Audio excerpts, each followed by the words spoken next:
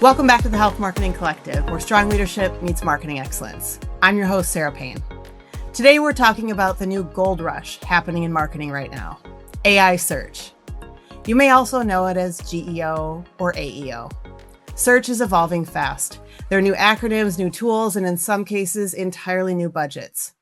Depending on who you listen to, this is either the next major evolution in how people discover information, or it's being massively overhyped.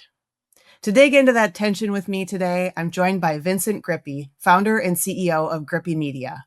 Vincent has spent more than 16 years designing digital marketing strategies across startups and Fortune 500 companies, and his work has been featured in AdWeek, Business Insider, Fierce Healthcare, and Marketing Dive. He's also the mind behind several healthcare podcasts and spends a lot of time thinking about where marketing is headed next, especially as AI reshapes how people find and trust information. Vincent, welcome to the show. Hey, thanks for having me, Sara. And I have to say, out of every podcast I've ever been on, that was the best introduction I think I've ever had. Nailed it.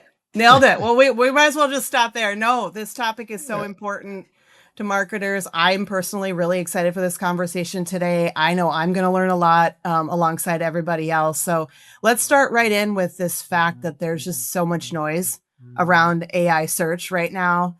All the acronyms, different tools and sources saying different things. When you step back, Vincent, and you look at the market right now, where do you think that sort of confusion is coming from for people? Oh, that's an easy one. I think with all things AI right now, right? It's a new technology that a lot of people are trying to get acclimated with and also trying to kind of get ahead of in different areas of marketing. I think in AI search in particular, or search in general, is probably the area of marketing I think that has been hit the hardest by AI. It's seen the most disruption because the mechanics have fundamentally changed. However, I think where all of the misinformation is coming from, it's the same place that you would find in other pockets of marketing. It's the tools. It's the companies that are producing the tools. And then, you have the fringe consultants and agencies that try to get ahead of it and capitalize on it. And they promote things, like you said, new acronyms, as if marketing didn't have enough of those already. And they try to add all of this urgency and this fire beneath, this new concept of AEO and GEO and all of these other things. But this is actually coming at perfect timing because this is within a week of Google coming out and making it abundantly clear that AEO and GEO are not a thing. They're a myth. It's just SEO. But we'll get more into that. Yeah, so let's talk a little bit more about where do you see the biggest disconnect between what people are being told and what's actually happening? I think the biggest disconnect is that people are being told essentially that search is all AI now and that everything is strictly about visibility, mentions, and what have you. And sure, that stuff is important. And it was always important with traditional SEO too.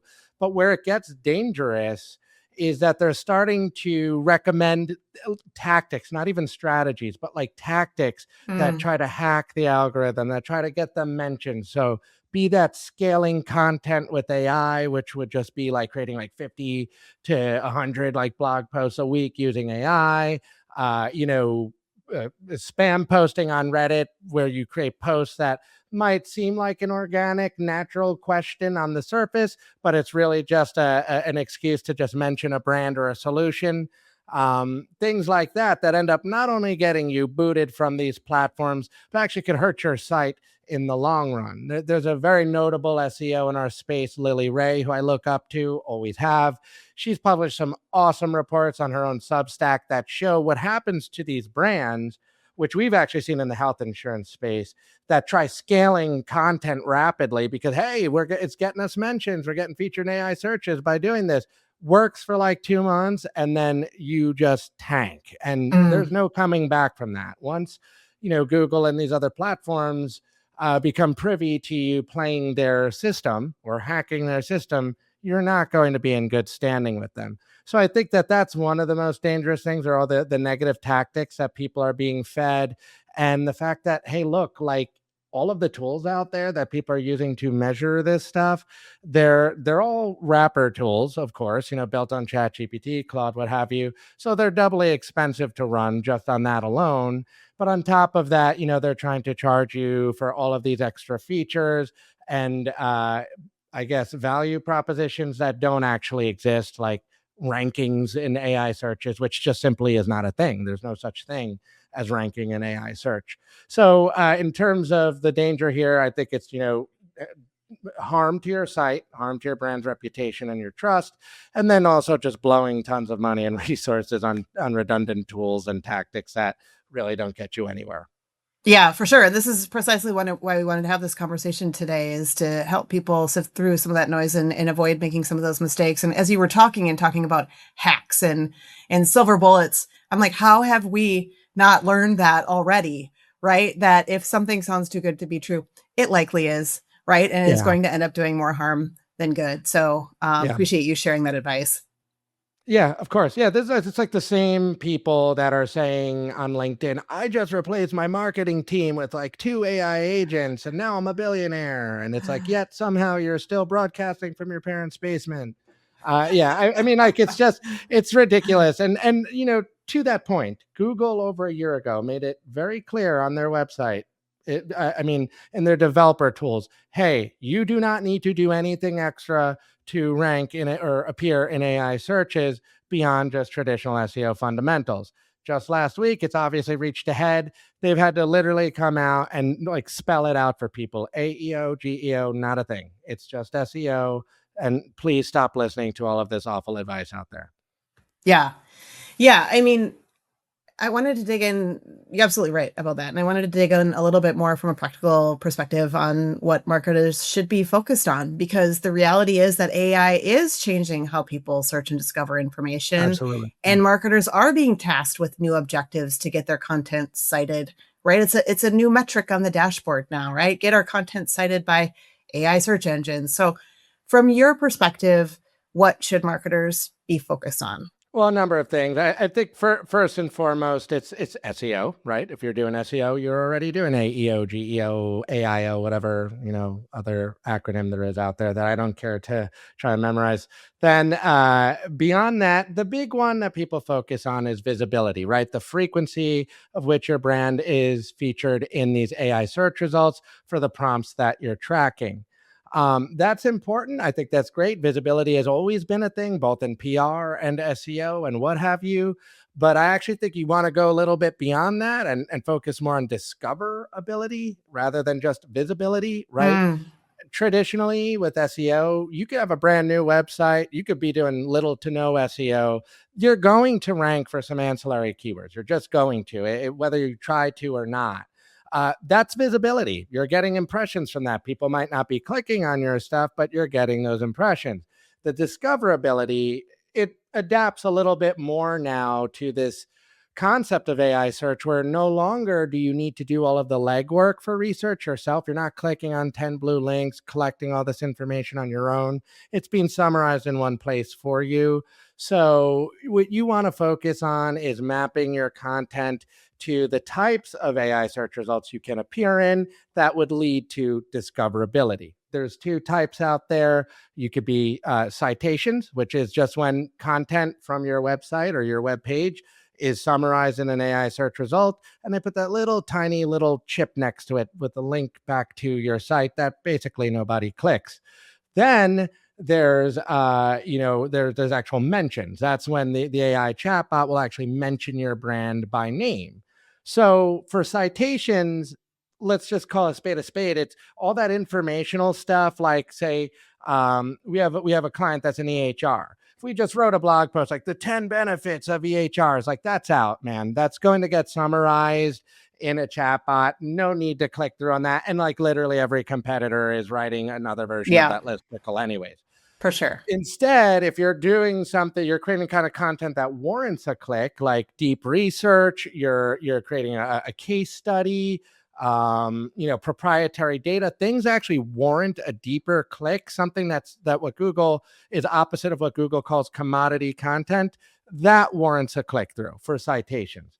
For mentions, which you want to focus on there, that's really the kind of content where people are doing research on your brand. So maybe people are searching like best EHRs or top EHRs for like a solo practitioner or something like that.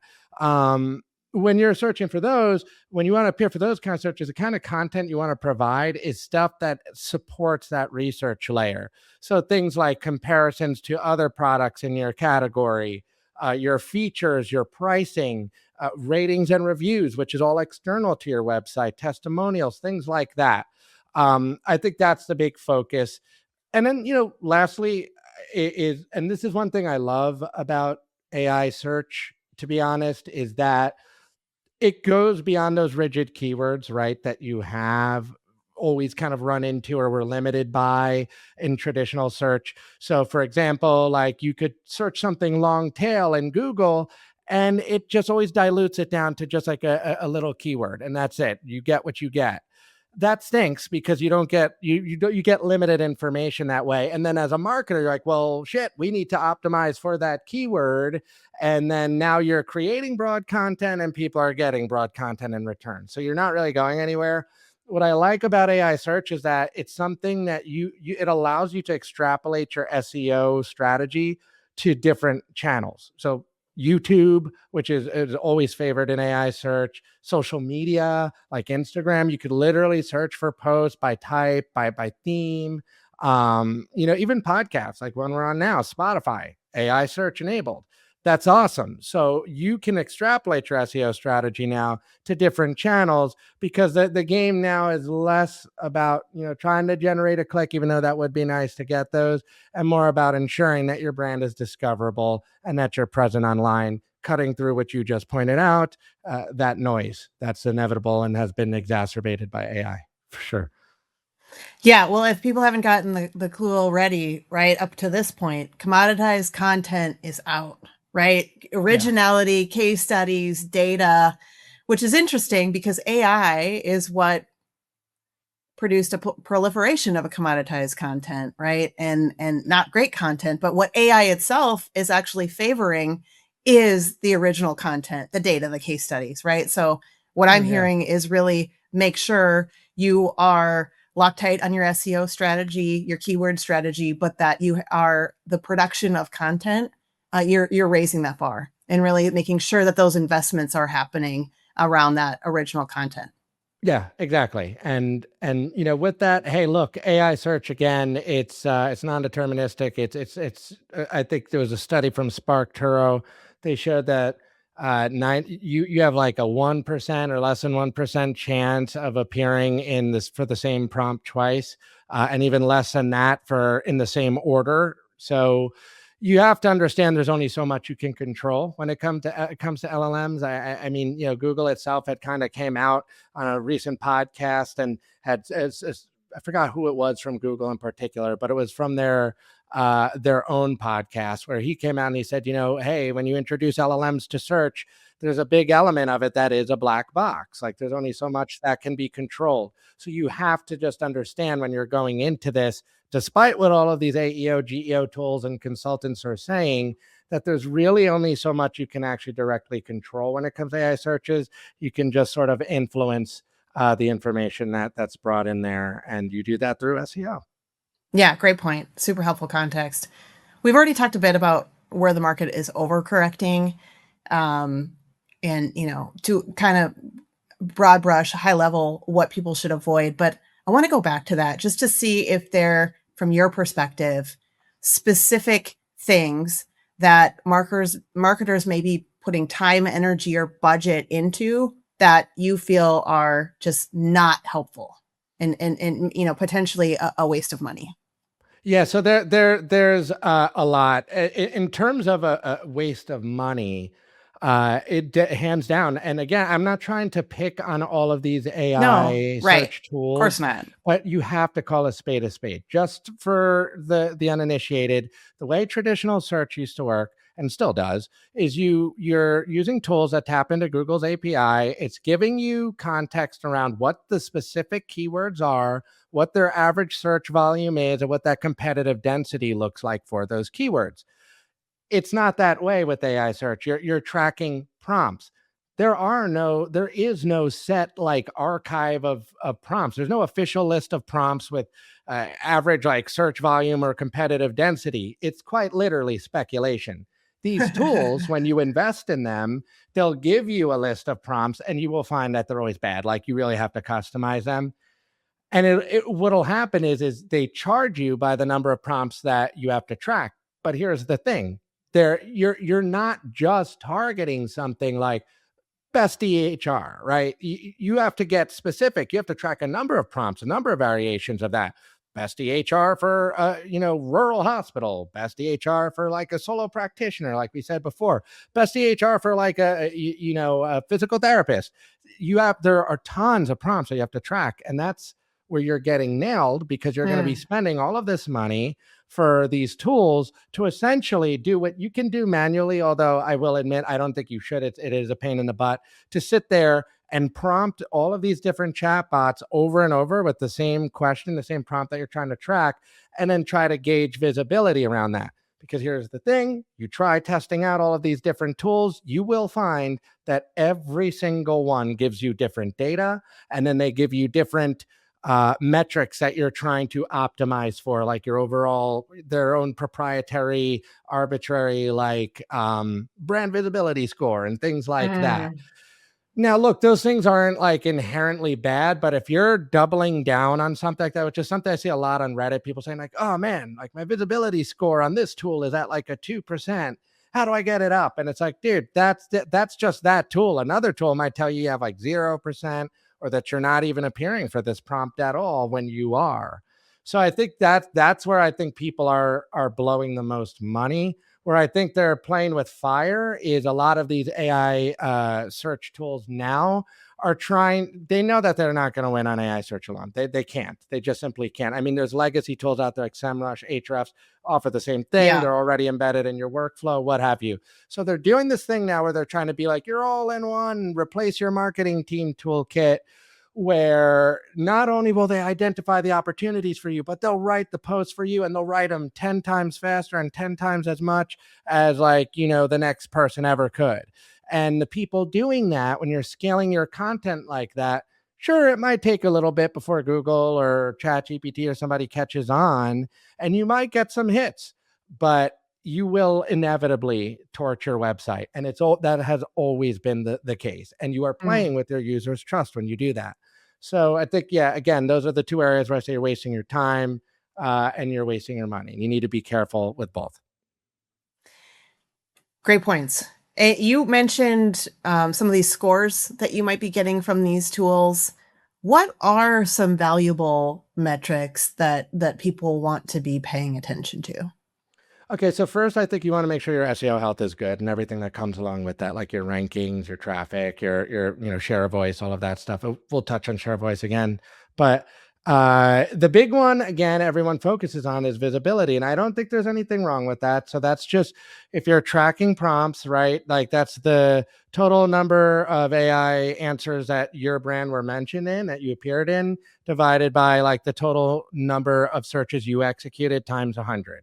You get between like 20%, 40%. Great. That's strong. That's awesome.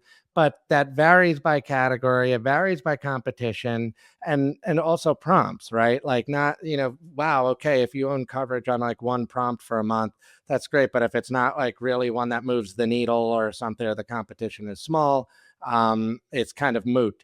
I think the way people should approach it is by triangulation, right? I think that you should combine, of course, the prompt monitoring and all of that stuff with taking a look at your actual market share of voice, which there are a number of tools out there that do that, and combine that with your brand reputation or your brand sentiment analysis. So you could use something like Meltwater for both of those latter things I mentioned, and then try to correlate it with activity on your website or business activity, right? Are you seeing more AI traffic to your site? Even though like Google Analytics is finally giving us more visibility into that, it's still greatly limited. But are you seeing more activity? Are you seeing your share of voice go up? Are you seeing that the brand sentiment is increasing, and so therefore you're seeing more activity? I think that's what matters the most, because it's really, really hard to just say, hey, I'm not seeing conversions here. Is this worth it? Is this working for me? Unfortunately, the click-through rates, they are going down. And I mean, on Google search alone, it was Ahrefs that did a report that showed that the presence of AI overviews, which, we're all familiar with them at this point. If there are AI overviews present, the top ranking web pages have seen a decrease in 58% in terms of Yeah. click-through rate. Yep. Terrible. If people jump over to AI mode, which Google just this week announced is going to be more front and center in the Google search experience, only 93% of those searches do not result in clicks. And that one came from Sierra Interactive. So you kind of have to also adjust your expectations too, unfortunately. Yeah, for sure. This feels like the right time to talk more about a framework. I know you have one that you like to recommend to folks. So I just think it would be really helpful to try to simplify this and boil it down for a marketing leader, how they should be thinking about all of this. So they're not just chasing after these acronyms. Yeah. So again, I think you want to lead with SEO, see how that's going for you, because to be clear, you can't like just kick butt in AI search and then like not be doing well on traditional search. It just like doesn't work that way. Like it starts with SEO, like Yes. literally.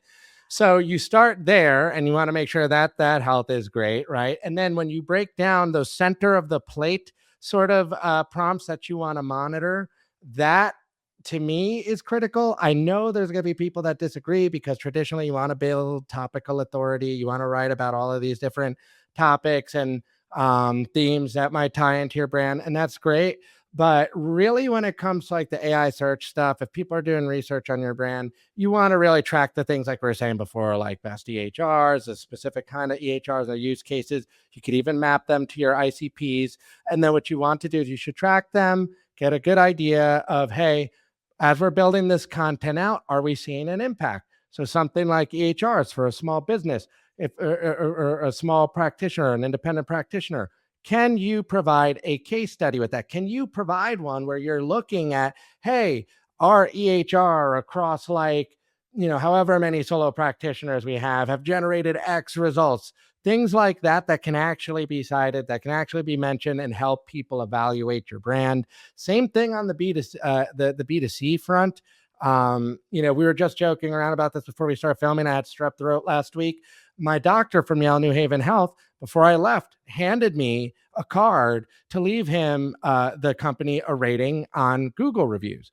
And I was like, oh, this is awesome. And he's like, I feel tacky giving this to you. But the marketing guys, they said, we got to do this because Northwell, they just moved in and they started an urgent care down the road. And like, we have to compete with them. And I'm like, well, that's brilliant, because on the B2C front, you should focus on that stuff, getting ratings, reviews. Yeah. And you can literally correlate the activity as you get more ratings and reviews, and you make it clear in the local areas that you serve, what your value propositions are, what your services are, and you can directly correlate that to the activity that you see on your site. So that's the stuff that I would focus on. And the other framework across the board, and this is just equally important, and this has always been important in traditional search too, is digital PR. It's doing things like podcasts, web, media features, brand reputation management. This is one that's huge in healthcare. It's a very touchy subject. A lot of people tend to leave a lot of negative reviews and negative experiences online. I've seen this with a number of companies. They don't do anything about them. They just leave them floating out there. If you do an AI search right now, like, hey, how, to use this example again, how's Yale New Haven's urgent care in, whatever, South Salem, New York? And then what you'll see is they'll give you a full analysis. They'll say, okay, some people complain about X, Y, and Z, but overall its rating is whatever. You need to be able to do brand reputation management to keep up with the non-prompt related stuff that you're tracking, to make sure that your brand is in good standing, because that's how people make decisions, right? Is based on your reputation and how much they can trust you. Yeah, great point. I'm glad you brought up PR, because, obviously for AI to recognize and share content, it needs to be authoritative, clearly trustworthy, evidence-based. And, a lot of that sort of third-party credibility can come from authoritative news sites, right? And that really does sort of elevate some of those fundamentals that have always been important in terms of earned media and other similar strategies. Sure. Interesting that you call it digital PR. Those of us in the business would just call it PR, but we can agree to disagree on that. But anyway, so when you're advising your clients, are you asking specific questions about how they are approaching their PR, what those strategies look like, and really integrating that conversation into the overall sort of SEO program and SEO strategy and looking at the results there? Yeah. By the way, a lot of my early career was running digital at PR agency. So I agree with you. It is PR. The term that's annoying in marketing circles with SEO is anything that involves like your online reputation. They call digital PR. I do agree with you. I do not like that term. Yeah, so the way we sort of approach it with all of our clients is taking a look at like if they have a PR agency, we work with them, right? And we Yeah, kind of sit get at a the grip on table. like what's exactly. But in a lot of cases, they don't have one, or they don't have one that's doing much besides like just pitching them the podcasts and things like that. So what we do is you could take a look at like the places that your competitors are in, where they're getting featured, where they're getting backlinks from, which is just links from, a different external source back to you. To your credit, what you said earlier, those are weighted differently based upon like the reputation of that domain. You can go out all day and buy backlinks. You could Right. buy mentions in crappier publications, things like that, or blogs. Some of them exist just for that. And that won't get you anywhere. You get a feature in something that's has a stronger reputation, it moves the needle. So the way to think about it is a lot of times, like, it's great to be able to contribute content like op-eds and things like that, if that's possible. A lot of times, though, when you're working with like smaller healthcare businesses, or especially in B2B, where their CEOs are constantly getting pulled in a million different directions, what I've always found, and I found this with the PR teams too, is what we're doing right now is really the sweet spot. It's just getting features on podcasts, reputable podcasts within your industry, and then same thing goes for any other media features that you can get in your industry. And then just traditional PR. You got new products, new features rolling out. What's your communications plan around that? And how do you loop the marketing team in there to support that? Because now with AI search, again, you see things like social media posts and what have you, podcasts that get surfaced in search results. Videos, like we said earlier, which is, everything is video now. It's important. You need to have that component included. So we do there. We like to interface a lot. Like if we land media opportunities for our clients, we like to interface with their marketing team and with whoever the media outlet is, to ensure that, hey, the proper information is getting set up, that we're including the proper links that we want to have in there, and all of that good stuff, to just make sure that there's alignment.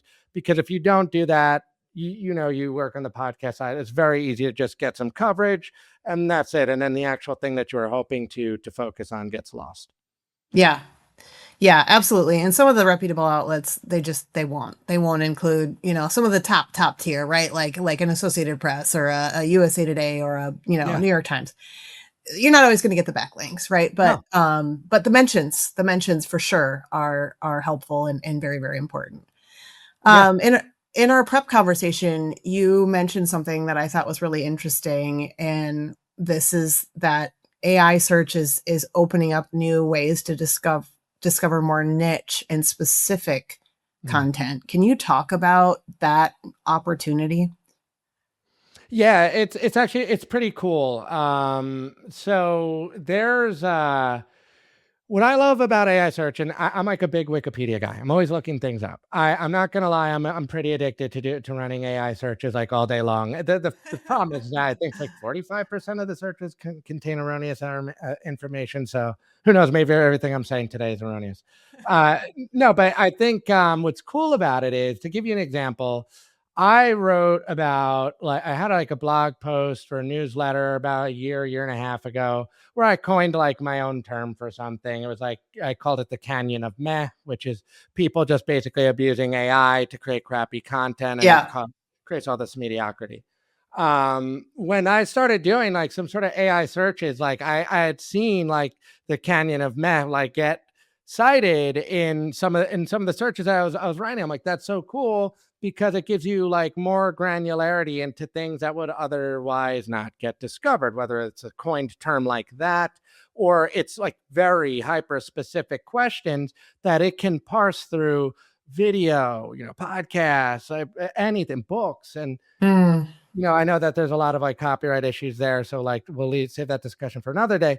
But there are so many different sources I could pull information from. And to your point in the last question, which I love, is yeah, you're right. You're not always going to get a backlink from like a media feature. And a lot of times when you do, it'll still be like a no follow, which means it really holds no SEO value whatsoever. Right. But the mention now, just mentioning the brand, getting the information out there goes so much further, and you actually get something from that. So what I think that is great about that is it allows you to finally break the mold of what we talked about earlier of having to satisfy these rigid keywords that definitely do not cover a topic, at least not at depth, and be able to break out beyond that and cover things in more detail and be unique. That's the kind of stuff that does well, right? The non-commodity content. And I think that's the real opportunity with AI search. But again, you're seeing too many people focus on finding the right prompt, and if you can fan this prompt out, and then you could track like the 20 prompts that come with it, and it's like, dude, this is just the same thing as SEO. Then, like, you're going for the same like keyword, you're keeping it pretty rigid. Try to blow it out more and create the kind of content that you want to create, but just keep in mind what you want to map it to, right? A citation, a mention, or what have you. Yeah, one of the many great points that you just made goes back to the earlier point around originality, right? And unique content. But it isn't just the content that you are writing for your website or your blog or an op-ed that you're publishing. It is also these phrases, these catchphrases, the originality of what your company leader, your spokesperson is going to say on a podcast, right? And so the importance of message training, and I don't mean scripting people, but I mean originality, right? To being a true thought leader in your industry, right? Let's not get up at the podium or behind the microphone and say the same damn thing that everyone else is saying in the industry, right? Let's put some originality and some brainstorming and some creativity around the ability to do that. And some leaders are better at that than others, and we have to be real about that. Yeah. And also invest the time and potential training into getting others there who are less comfortable with, having dialogue and talking about things that are maybe a little bit disruptive or kind of coming up with these catchphrases. Some people are going to be sort of naturally good at that more than others, but I love your point that originality is true for both what you approve on paper and submit to be published, as it is what comes out of your mouth in real time when you're on a podcast or an interview. It is, yeah. And it's funny that you mentioned that. There are studies that talk about how, depending on AI or like using it a lot for writing and stuff like that, it does bleed into the real world. I mean, we produce a number of podcasts, and I can tell you the amount of times I've heard people say the same thing verbatim, and they're using like Chat GPT language. And it's strange because right now, to your point, the whole idea of being unique, it's almost as if like we're coming around to appreciating like all of the little warts and imperfections that come with being Yes. unfiltered. And you're Yes. seeing, like, I think it was yesterday, it was announced that LinkedIn is finally, like, of all places, is clamping down on the incessant use of AI for posts and commenting and things like that. And you just sort of like realize, like, you get tired of like the really buttoned up, like, sort of like posts and content. Like, I think what people are looking for is stuff that's more nuanced, more unique, down to earth. Podcasts, for example, the two top reasons people listen to podcasts is for education, to learn something, and to get a professional perspective on a topic of interest. If everybody's saying the same thing, and they're asking ChatGPT, oh, what did this guy say? What did that guy say? And they're just trying to align with that, you lose. If you're trying Right. to differentiate from that, offer a different experience, then I think you're memorable and you stand out. And we train a lot of companies in like how to adopt social media and how to get CEOs to get in front of the camera, not to do the annoying like building in public thing, but get used to filming a reel, get used to shooting like a short. And it's so funny, like the number one thing that holds people back from doing it actually is just things like, oh, I don't have the equipment, and then like I have to write a script. Yes. No, you Yep. don't. You really don't. You just, I mean, obviously be intelligible about what you're saying, but it goes a long way to just pop open your phone and just speak directly to your audience. And the more you do it, the more you get used to it, right? Yeah. It's one of those you just got to take the at-bats, right? And for those of us who've been in podcasting, we remember really early on how that felt too, right? Nobody loves the sound of their own voice, right? Nobody loves looking at themselves. But hey, the more you do it, the more you just get used to it. And, you're absolutely right. You just, you got to trust that your comms team, your marketing team isn't going to put something out there that doesn't make you look great, right? But you got to get out there and start taking those at bats, because it'll get far less painful the more you get into it. Yeah, I couldn't agree more with you. I think a great question to end on here, Vincent, would be what does all of this unlock for marketers who get it right?